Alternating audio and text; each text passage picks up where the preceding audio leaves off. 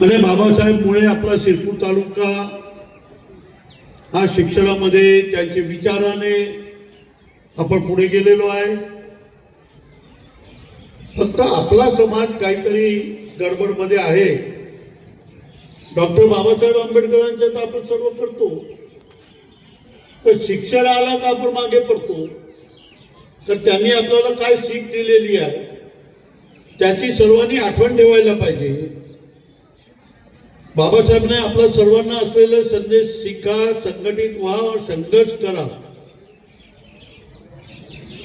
आणि आपला तालुका त्या हिशोबाने पदस्पर्शाने आपला तालुका पावन झालेला आहे। आणि मी कितीतरी वर्षापासून आपल्याला सगळ्यांना सांगतो, पण माझी गोष्ट कोणी ऐकत नाही। आणि जो हिशोबाने आपल्याला पुढे जायला पाहिजे, शिक्षणाला पुढे जायला पाहिजे, ते पूर्वीपेक्षा चांगलं आहे, पण अजूनही फार कमी आहे हे मला दुःखाने सांगावं लागेल। शिरपूर तालुका का पावन झालेला आहे? कारण 1935 मध्ये बाबासाहेब आपल्या वाघाडीला आले होते, कुणाला माहित असेल। त्यावेळी ते जागीरदार लोक होते आणि त्यांच्या वर्सेस दुसरी पार्टी होती, वाणी लोक, आणि त्यांच्यामध्ये वाद होता। आणि मग कोणीतरी विचारलं जागीरदार लोकांनी की कोणाला आपण वकील करू तर आपला थेट सुप्रीम कोर्ट पर्यंत आपला बाजूने निर्णय लागेल। तेव्हा जागीरदाराच्या घरामध्ये बरोडाचे गायकवाड साहेबांची काही नातेगोते होते। त्यांनी गायकवाड साहेबांना सांगितलं, आणि गायकवाड साहेबांचे बाबासाहेबांचे फार चांगले संबंध होते, आणि त्यामुळे त्यांना सांगितलं आणि त्यांनी ते केस थेटपर्यंत लढले आणि जिंकून आणलं। हे आपल्या तालुक्याचा त्यांचा इतिहास आहे। असे डॉक्टर बाबासाहेब आंबेडकर आज आपल्यामध्ये नाहीये, पण त्यांचे विचार पूर्ण देशाला दिलेले। एक आणखी सांगतो, 2 लोकांना रिझर्वेशन दिले, एक शेड्यूल कास्ट लोकांना आणि एक शेड्यूल ट्राईब लोकांना, म्हणजे आदिवासी लोकांना।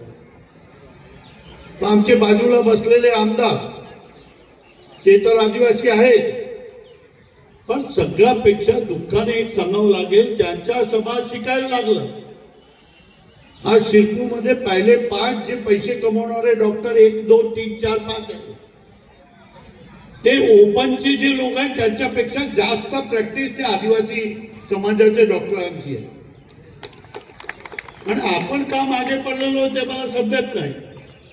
आणि सगळे स्टेटचे लोकांना परत सांगतो, शिक्षण शिवाय पर्याय नाही। आणि आज नाही, पुढचा काळ फार खराब येणार आहे, आणि त्यावेळी आपले मुलं जर चांगले शिकलेले नसेल तर आपण मागे पडू। तुम्हाला सगळं सवलती आहे, त्याचा आपण फायदा घेत नाही।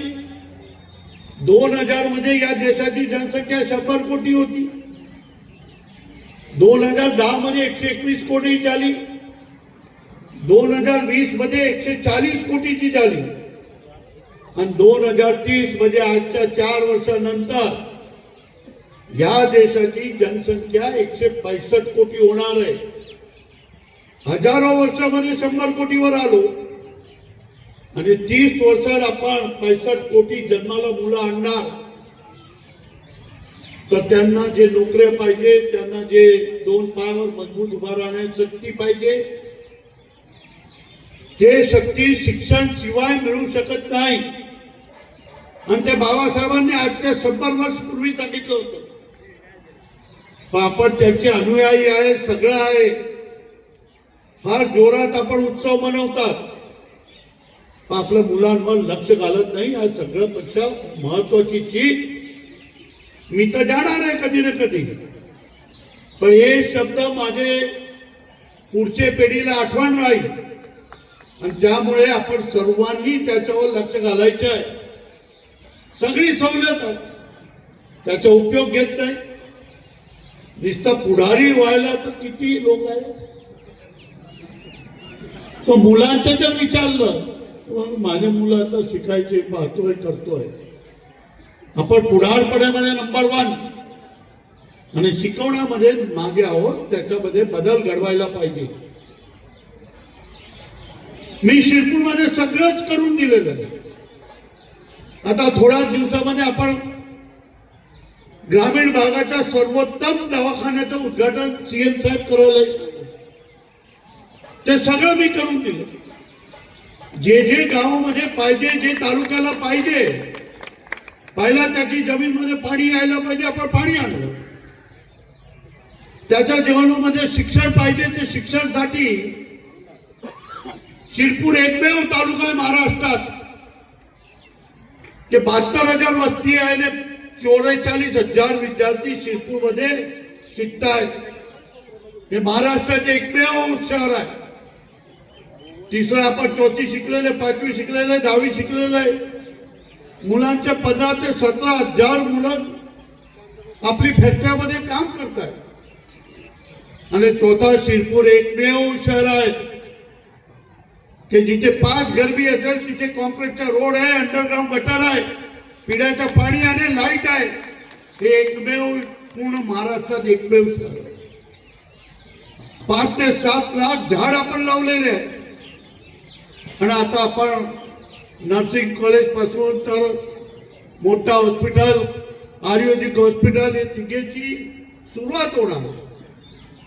कारण काय, तर आखरी लास्ट गरीब माणूस आहे, त्याला कमीत कमी याच्यामध्ये चांगलं आरोग्याची तपासणी पासून त्याचे सर्व सेवा आपण शिरपूरमध्ये उपलब्ध करून देतो आहे.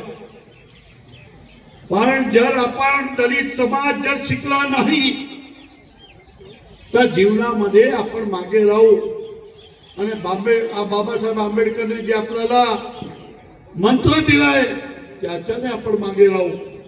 आणि त्यासाठी आपण याच्यावर सगळ्यापेक्षा लास्ट आखरी हृदयापासून विनंती करतो की आपले जे जन्माला आलेले ते मुलांना चांगलं शिक्षण देण्याचा आपण कोशिश करायला पाहिजे. आपण कराल अशी भावना व्यक्त करतो. आणि आज बाबासाहेब आंबेडकरांना आदरांजली दिलो. एक आणखी सांगतो की शहर आपला शांत आहे, कुठेही गडबड व्हायला नको, त्याची सगळी जबाबदारी सगळे उभे आहे त्यांची आहे. पोलिसांना त्याच्यामध्ये हस्तक्षेप करू देऊ नये आणि शांतताने हे आपला सर्व दिवस शांतताने पार पाडावे असं ईश्वरचरणी प्रार्थना करतो. आणि डॉक्टर बाबासाहेबांना आदरांजली देऊन माझे 2 शब्द संपवतो. जय हिंद, जय भारत.